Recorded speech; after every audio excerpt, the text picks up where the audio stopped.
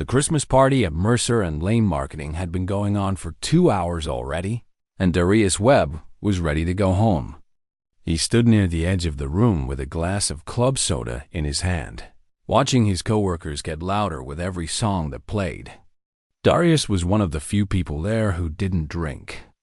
Not because anyone told him not to, but because he had 2 little girls waiting at home, and being a clear-headed father was something he took seriously. He had already done the rounds. Shook the right hands, laughed at the right jokes, made small talk with people he barely knew outside of work emails. Now he was just waiting for the right moment to quietly grab his coat and disappear into the cold December night without making a scene. His mother was back in his apartment watching his daughters, and he had already promised her he wouldn't be too late. She had reminded him 3 times before he left, and he had nodded 3 times like he always did, because she was always right. The music was too loud, the lights were too bright, and the room smelled like a mix of cologne, wine, and somebody's overcooked appetizers. This was not his kind of evening. But just as he turned toward the door, something caught his eye from across the room. His boss was standing near the bar, laughing at something nobody else seemed to find that funny. She was holding a wine glass that was leaning in a direction it shouldn't have been leaning, and the person she had been talking to had already quietly walked away, leaving her standing there alone in the middle of a crowded room like a ship that had slowly lost its anchor. Now, Darius had worked under this woman for almost 2 years. Her name was Renee Collins, and in the office, she was the kind of person who walked into a room and immediately made everyone sit up a little straighter. She was sharp, she was focused, she had a memory like a steel trap and a work ethic that put most people to shame. In 2 years, Darius had never once seen her flustered or caught off guard. She always had the right answer, always had the plan, always seemed like she was already 3 steps ahead of wherever the conversation was going. So seeing her like this, leaning against the bar with tired eyes and a wine glass she clearly did not need, was like seeing a completely different person wearing his boss's face. He almost looked away and kept walking, almost. But then he heard her tell the bartender that her rideshare app was giving her trouble and her phone was about to die. And something in him just wouldn't let him leave without at least checking if she was okay. He walked over slowly, not wanting to make her feel embarrassed, and asked if everything was all right. She looked at him for a moment like she was trying to place him outside of the context of spreadsheets and Monday morning meetings. Then recognition settled into her eyes, and she let out a small, tired laugh. She told him her ride wasn't coming, and her battery was almost gone, and she lived about 20 minutes away, and honestly, she wasn't even sure she remembered her home address at that particular moment. Darius looked at her, then looked at the door, then looked back at her. He told her he was heading out anyway, and that he could drop her off if she trusted him enough to get in the car. She stared at him for a second or 2 longer, then felt comfortable. Then she said yes. They walked out into the cold together, and the night air hit them both like a quiet reset button. Renee straightened up a little once they were outside, the cold doing what the coffee inside had failed to do. She pulled her coat tighter and walked carefully in heels that were probably a bad choice by hour 3 of any party. Darius stayed close enough to be helpful without making it awkward, and when they reached his car, a clean but older model sedan with a little pine tree air freshener hanging from the mirror, she got in without a word and buckled her seatbelt like a person who was running on the last 10% of their social energy. He turned the heat on, pulled out of the parking lot, and they drove in silence for a while. It wasn't an uncomfortable silence, exactly. It was more like the silence between 2 people who both had a lot on their minds, but neither felt the need to fill the air just for the sake of it. The radio was on low, something soft and instrumental that neither of them mentioned. Then, somewhere around the 15-minute mark, she spoke. She didn't say anything dramatic or deeply personal at first. She just looked out the window at the passing streetlights and said, quietly, almost to herself, that it had been a long year. Darius nodded and said he understood that feeling. She turned and looked at him like she wasn't expecting him to respond. And then she asked, genuinely, how he managed to always seem so steady at work. He glanced at her briefly and then put his eyes back on the road and said that when you have kids counting on you, you stop having the luxury of falling apart during business hours. She went quiet again after that, but it was a different kind of quiet. The kind that meant something had landed. Then she asked about his daughters, and he told her about them. Jade, who was 12 going on 30, and already had opinions about everything. And little Simone, who was 7 and still young enough to think her dad could fix anything in the world with just his hands and a little duct tape. Renee laughed softly at that, a real laugh, not the polished professional one she used in meetings. And Darius noticed the difference, even though he didn't say so. She gave him directions as they got closer to her neighborhood. A quiet tree-lined street with older brick homes and small front porches with Christmas wreaths on the doors. When he pulled into her driveway and put the car in park, she sat there for a moment like she wasn't quite ready to move yet. She looked at him and said, in a voice that was more honest than anything she'd said all evening, that she appreciated what he had done tonight. Not just the ride, but the way he had done it, without making her feel small or embarrassed or like she owed him something. She said most people would have used a moment like that to hold something over someone. And he hadn't done that, and it meant more than she could properly explain in her current state. Darius told her there was nothing to thank him for, and that he just wanted to make sure she got home safe. And that was the whole truth of it. She nodded slowly, opened the car door, and then paused one more time on the way out. She looked back at him and said, simply, "Thank you, Darius." Not Mr. Webb. Not the detached professional tone she used in hallways. Just his name said plainly, like one human being talking to another. He waited until she had her key in the door, and the light inside her house came on before he backed out of the driveway.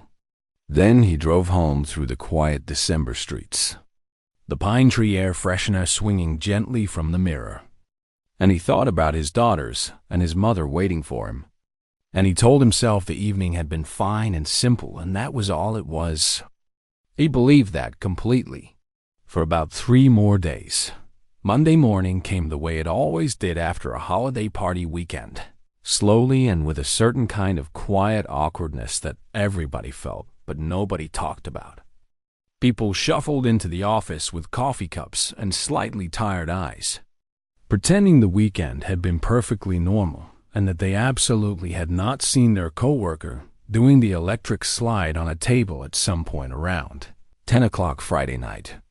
Darius came in like he always did, 5 minutes early, laptop bag over one shoulder, a breakfast sandwich wrapped in foil that he had made at home, because buying breakfast every morning was not in the budget for a single father of 2. He sat at his desk, pulled up his emails, and told himself that Friday night was Friday night and Monday morning was Monday morning, and the two things lived in completely separate universes. He was good at compartmentalizing. He had learned to be. When you are the only parent in the house, you do not have the option of carrying every feeling into every room. You put things where they belong and you keep moving. So he put Friday night in its drawer, closed it, and opened his first email of the week. The morning meeting was at 9, and Renee Collins walked in at 8:59 like she always did, blazer-pressed, hair neat, a leather notebook tucked under one arm, and a calm expression on her face that gave away absolutely nothing. She ran the meeting the way she always ran meetings. Clear, direct, no wasted words. Asking the right questions, and already knowing half the answers before anyone finished speaking. Darius sat across the table and told himself not to look for anything different in the way she carried herself. And for the most part, he succeeded. She glanced at him once during the meeting when she mentioned the winter campaign timeline, the same way she glanced at everyone else, professional and brief. When the meeting ended, she was already halfway out the door, before most people had even closed their notebooks. His coworker Antoine leaned over from the next seat and said, under his breath, that it looked like the boss had fully recovered from Friday. Darius just nodded and gathered his things and said nothing because there was nothing to say. He was back at his desk by 10, deep into a design layout that had been giving him trouble since the week before, when he heard footsteps stop near his workspace. He didn't look up right away because footsteps stopped near his desk fairly often, and it was usually someone looking for the printer or asking where Antoine had gone. But then there was the soft sound of something being placed on the corner of his desk, and when he finally looked up, Renee was already walking away, back straight, heels quiet on the office floor, not turning around. He looked down at his desk. It was a coffee from the good place 2 blocks down that nobody went to on a regular workday because the prices were what Antoine called aggressively optimistic.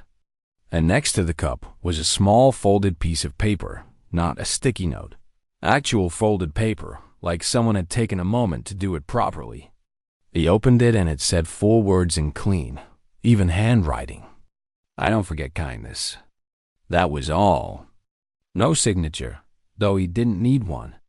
He sat there looking at it for a moment longer than he meant to, then folded it back up, put it in the small drawer on the left side of his desk, and picked up his coffee. Antoine appeared from around the corner approximately 4 seconds later with the energy of someone who had seen everything and was barely containing himself. Darius pointed at him before he could open his mouth and said, "Don't." Antoine pressed his lips together, sat down, and lasted about 45 seconds before he said there was a very fancy coffee for a Monday morning from a very specific direction. Darius told him to go back to work. Antoine went back to work, but he was smiling the entire time, and they both knew it. Over the next few weeks, something shifted in a way that was hard to point to directly, but impossible to ignore once you noticed it. It wasn't anything obvious or dramatic. There were no grand gestures and no conversations that crossed any kind of line. It was smaller than that.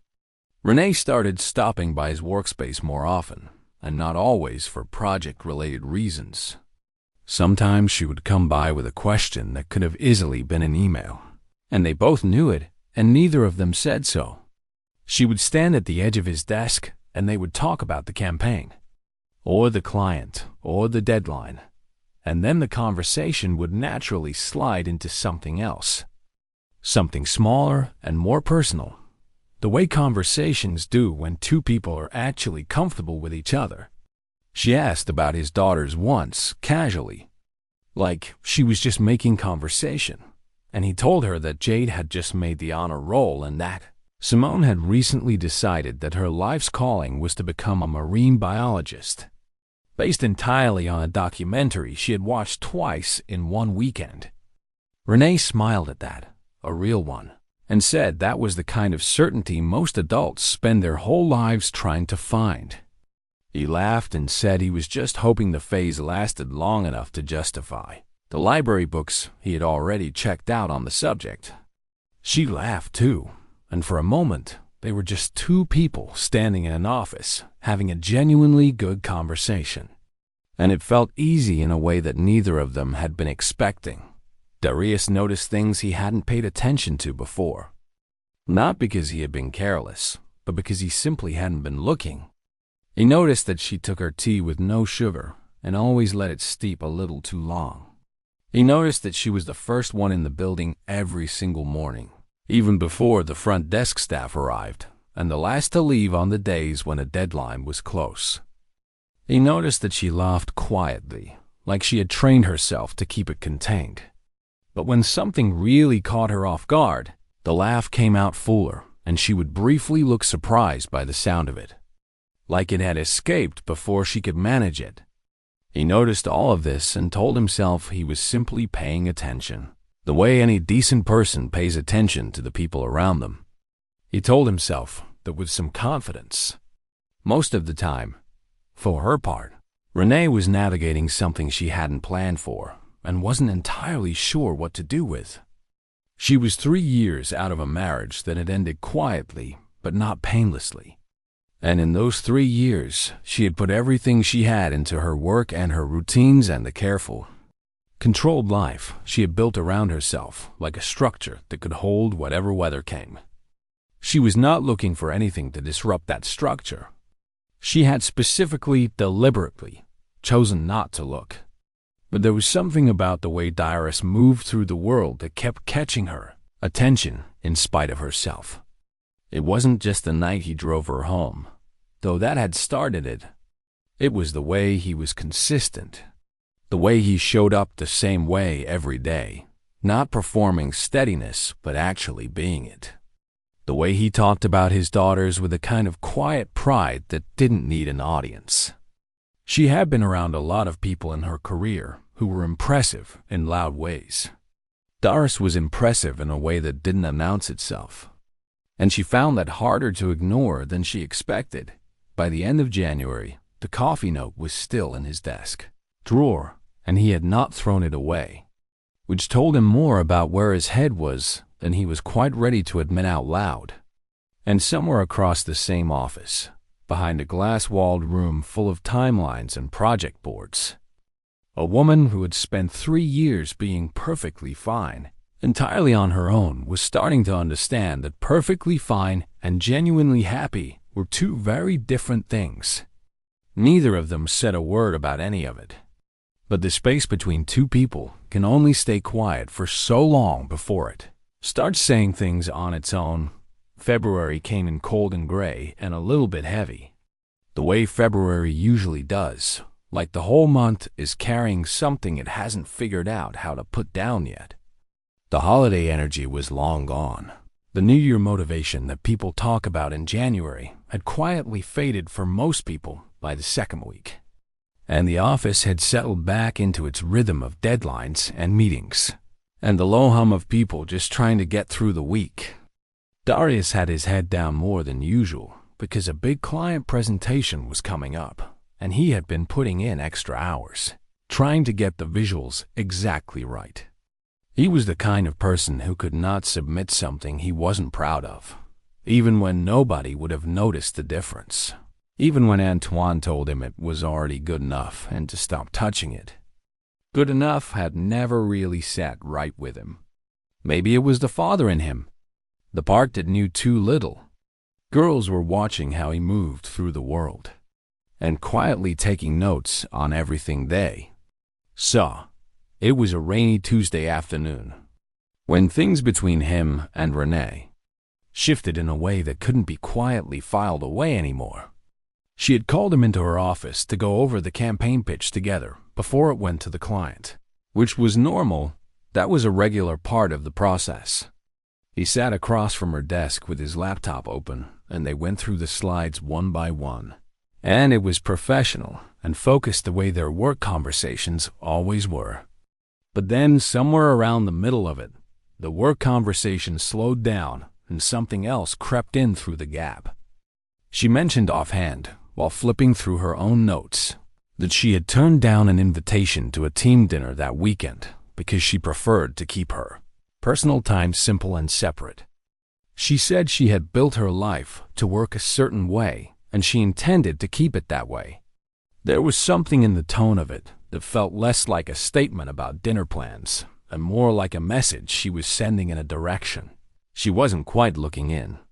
Darius closed his laptop halfway and looked at her evenly and said, in a calm and steady voice, that he understood that completely because he lived the same way.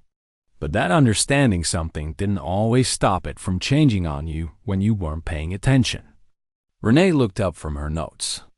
He held her gaze for a moment and then said, plainly, that neither of them had planned whatever this was, but pretending it wasn't there wasn't the same thing as it not being there. The room was very quiet for a few seconds. Then she looked back down at her notes and said she thought they should finish going through the slides. He opened his laptop back up and they finished the slides. But the air in the room was different after that, and they both felt it, and neither of them could unfeel it. What happened next was something Darius had not expected and wouldn't have predicted even if someone had asked him to. Renee pulled back. Not dramatically, not in a way that caused a scene or created any obvious tension in the office. But the small stops by his desk became less frequent. The easy conversations that had started to feel natural slowed down to almost nothing. She was professional, always professional, but the warmth that had been quietly growing between them got dialed back to something cooler and more careful. And Darius felt the difference, the way you feel a room change temperature, even when you can't see the thermostat. He didn't push. That was not who he was. He gave her the space she was clearly asking for, even though giving it cost him something he hadn't expected to be paying. He told himself that people were allowed to change their minds, and that whatever he had felt growing between them was something he had probably let himself read too much into.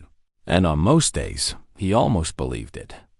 On the days he didn't, he went home, helped Jade with her homework, gave Simone her bath, read her the same story she had requested every night for 3 weeks straight, and reminded himself that his life was full and real and good, and that he was not a man who sat around waiting for things that weren't coming. What Darius didn't know, because she had never said it, and he wasn't the kind of person to assume, was that Renee wasn't pulling back because she didn't feel anything. She was pulling back precisely because she did. The marriage she had come out of 3 years ago had not ended with shouting or obvious betrayal or anything that would have made a clean and understandable story. It had ended slowly, quietly, with the gradual and painful discovery that she had spent years making herself smaller to fit inside someone else's idea of who she should be. She had wanted things, real things, closeness and warmth, and a life that felt genuinely shared. And she had been made to feel, not cruelly but consistently, that wanting those things was a kind of weakness. That needing people was something a strong woman should grow out of. She had believed it for longer than she was proud of. And when it finally ended, she had made herself a quiet promise that she would never again be in a position where someone else had that kind of access to her. She had kept that promise faithfully for 3 years, and it had worked perfectly well right up until a man with a pine tree, air freshener, and 2 daughters had driven her home in December and been so genuinely, uncomplicatedly decent about it that she hadn't known what to do with him ever since the breakthrough. When it came, did not come from either of them. It came from a 7-year-old who had not yet learned to be careful with the truth. It was a Saturday in late February, and Renee had come into the office to handle an urgent client revision that couldn't wait until Monday. Darius was already there when she arrived, which surprised her, and then she heard voices and realized he hadn't come alone. He had been unable to find last-minute weekend cover from his mother, who had her own plans. And rather than miss the deadline, he had brought both girls in with him for what he promised them would be 1 hour, maximum, with a cartoon playing on his phone and snacks he had packed in a small bag. Like a man who had done emergency situations before, Renee stood in the doorway of the main workspace and took in the scene. Jade sitting cross-legged on the floor doing something on a tablet with the focused expression of someone twice her age. And little Simone perched on the edge of her father's chair, spinning slowly back and forth, with the unbothered energy of a child who finds everything interesting and nothing threatening. Darius looked up and started to apologize for bringing them in, and Renee told him it was fine and meant it. And she sat down at her own station nearby and started working. For about 20 minutes, it was quiet and productive, and everyone was minding their own business. Then Simone climbed down from the chair and walked across the room with the complete confidence of a 7-year-old who has never once considered that she might not be welcome somewhere. And she stopped in front of Renee's desk and studied her with wide, serious eyes, the way small children study things they find genuinely interesting. Renee looked down at her and smiled and asked if she needed something. Simone tilted her head slightly and said, in the direct and unhesitating way that only very young children can get away with, that she looked lonely. She said it simply and with no cruelty behind it, the way a child states a fact they have observed, like saying the sky looks cloudy or the floor is cold. Renee blinked.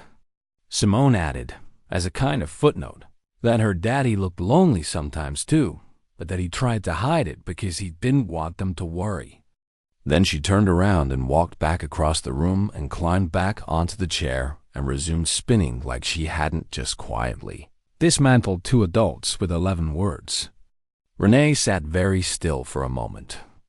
Then she laughed, a full and completely unguarded laugh that came out before she could catch it. And she looked across the room at Darius, who had his face in his hand and was shaking his head, slowly, with the expression of a man who loved his child completely and was also slightly terrified of her. And in that moment, with the rain still coming down outside and a 7-year-old spinning contentedly in an office chair, something in Renee that had been locked up for a very long time came just a little bit loose.